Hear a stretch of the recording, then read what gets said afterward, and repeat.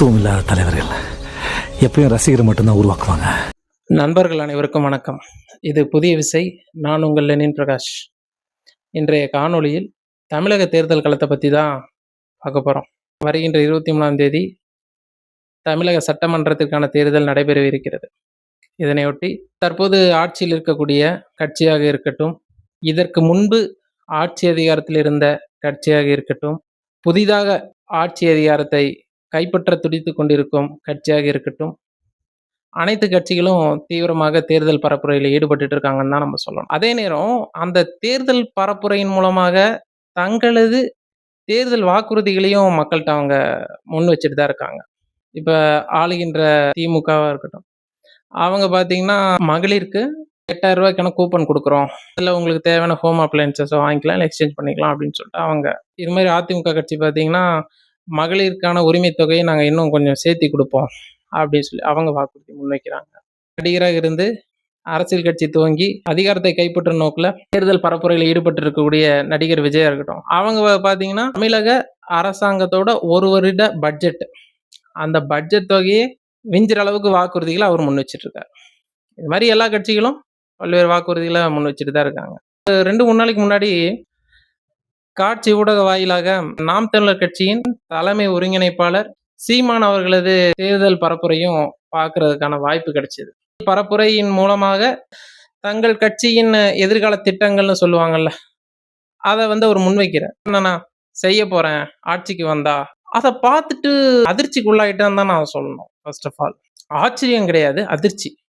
அந்நிய நாடுகளில் இருக்கக்கூடிய விவசாயம் மற்றும் உற்பத்தி முறைகளை அப்படியே பிரதி எடுத்து பெரிய பெரிய திரைகளில் அவர் தேர்தல் பிரச்சாரம் மேற்கொள்ளும் போது அதை ப்ரொஜெக்ட் பண்றாரு. ப்ரொஜெக்ட் பண்ணி நான் இது மாதிரி பண்ணிடுவேன், தாய்லாண்டில் விவசாயம் நடக்கிற மாதிரி, டென்மார்க்ல விவசாயம் நடக்கிற மாதிரி, ஆஸ்திரேலியாவில் நடக்கிற மாதிரி நான் இங்கே தமிழ்நாட்டில் பண்ண போறேன் அப்படின்னு படமா மக்கள் முன்னாடி காட்டி பிரச்சாரம் செஞ்சுட்டு இருந்தார். நான் சுருக்கமாக சொல்லிடுறேன். அவர் அதில் என்னென்ன விஷயங்கள் அவர் பேசினார் அப்படிங்கிறது மட்டும், ரொம்ப லென்த்தாக நான் போகல.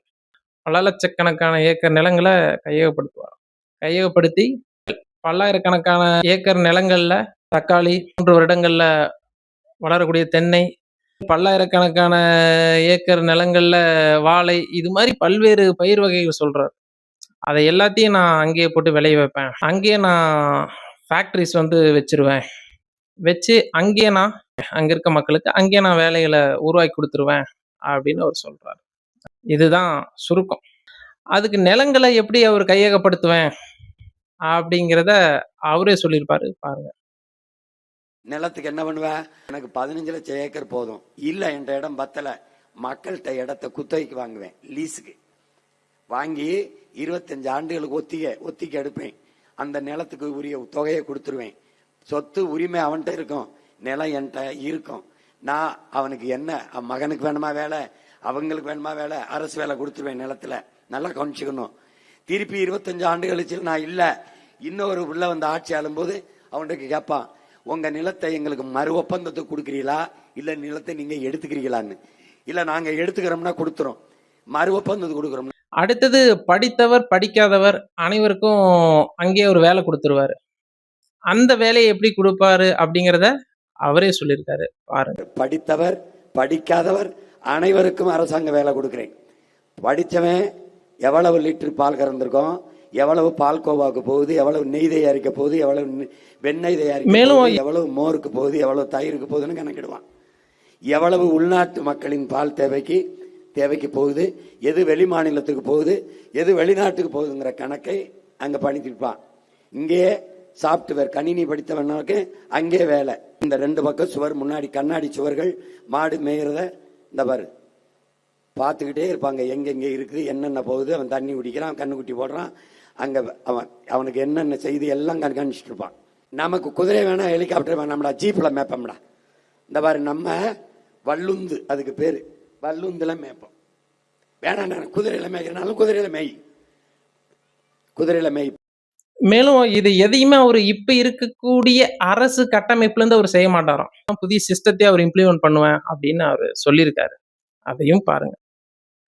தம்பி, இந்த பைத்தியக்கார பயில மறந்துரு, இதுவரைக்கும் இந்த ஆட்சியை மறந்துடுறா, இது புதுசு, இது வேற, அதை விட்டு தயவு செய்து மறந்துடா, மறந்து.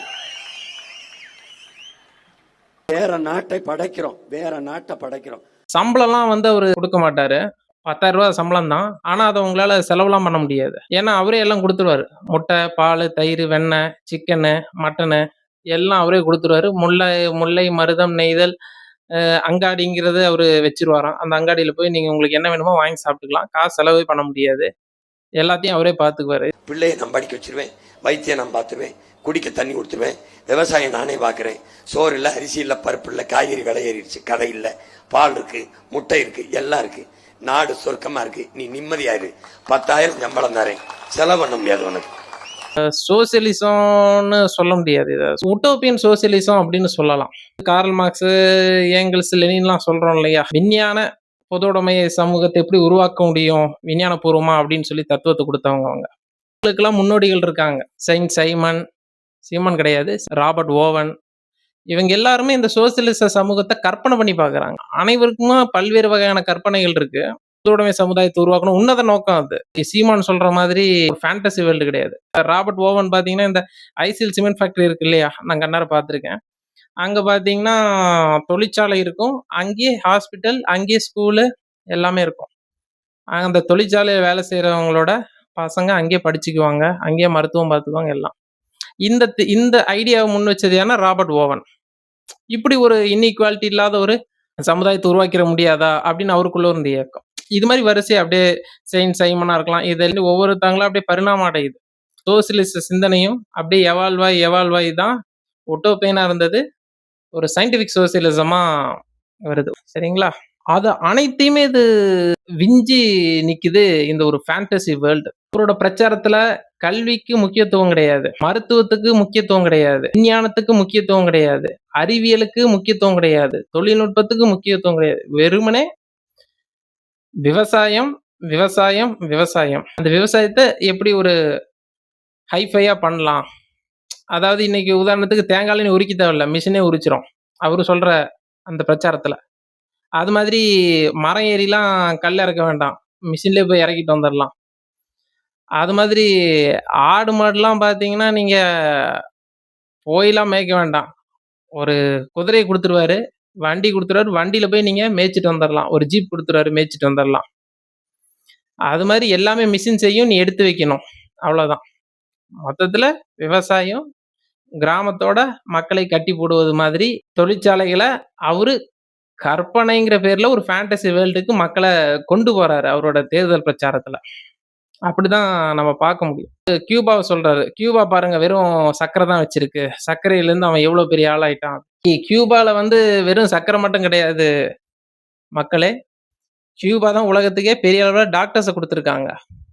இன்னைக்கு வெனின்சுலாவுக்கு பார்த்தீங்கன்னா, வெனின்சுலா எப்படி எண்ணெய் கொடுத்தாங்க கியூபாக்கு, கியூபா வந்து டாக்டர்ஸை கொடுப்பாங்க.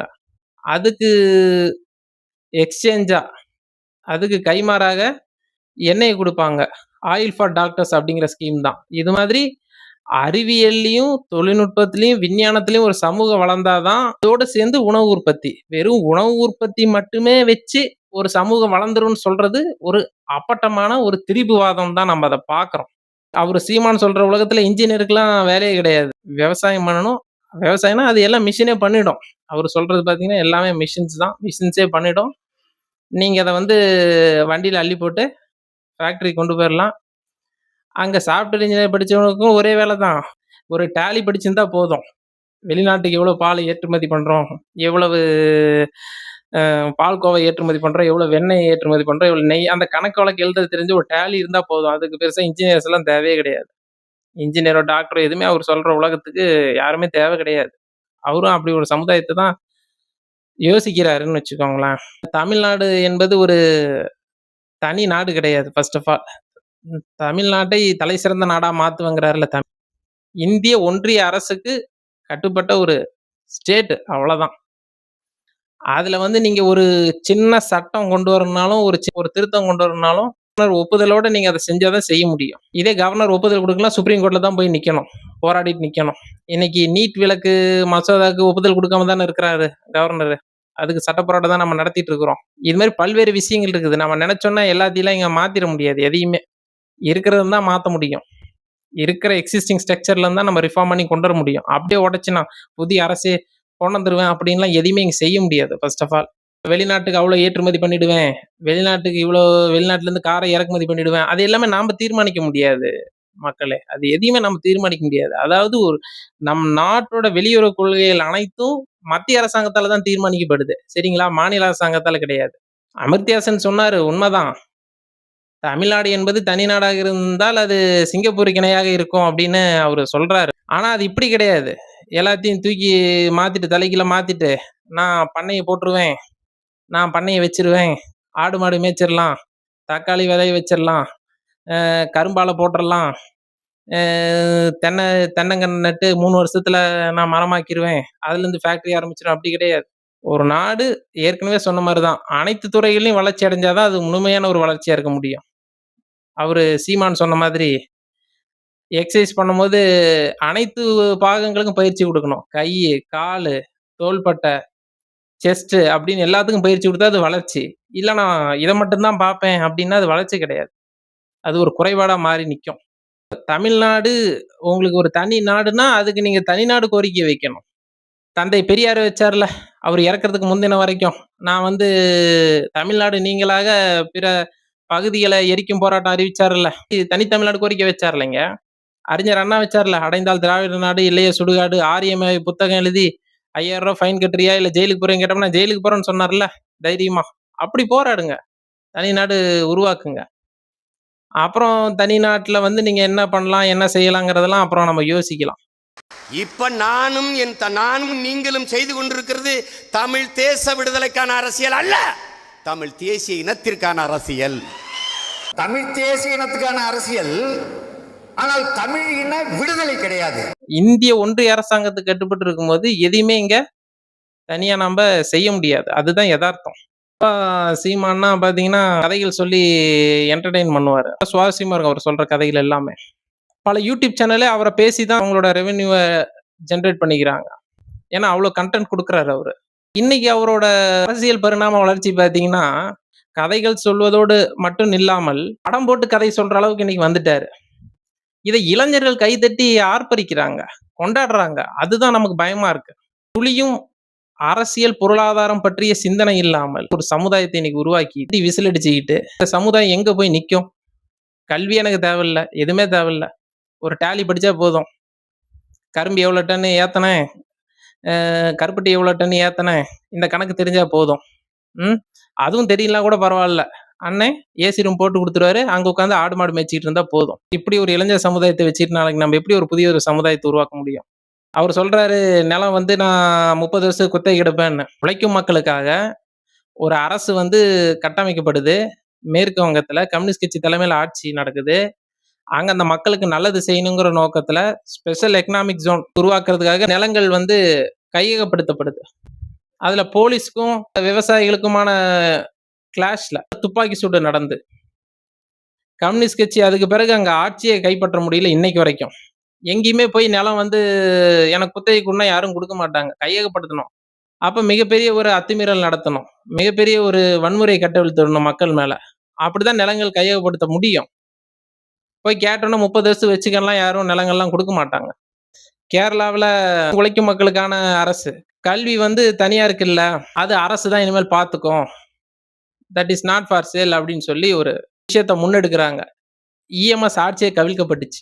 இது மாதிரி வரலாறு நெடுகிலும் பல உதாரணங்கள் இருக்கு. இருக்க இளைஞர் கூட்டங்கள் இதை பார்த்து விசில் அடிச்சுக்கிட்டு கை தட்டிக்கிட்டு ஆர்ப்பரிக்கிறத பார்க்கும்போது பதறது நமக்கு. அப்படியே என்னடா ஒரு சமுதாயத்தை இப்படி உருவாக்கி வச்சிருக்காங்க. இன்னைக்கு இருக்க இளைய சமுதாயத்துக்கு படிக்கிறதுக்கு நேரம் இல்லை. ஷார்ட்ஸ்லயும் ரீல்ஸ்லயும் தான் அரசியல் பார்க்கறான். அங்கேயும் வரக்கூடிய அரசியல் வந்து ஒரு கற்பனாவாத அரசியலா இருந்தா கூட பரவாயில்ல, ஒரு அறிவியலுக்கு புறம்பான சமூக பார்வையே அற்ற ஒரு அரசியல் வந்து அவனுக்கு ஊட்டப்படுது.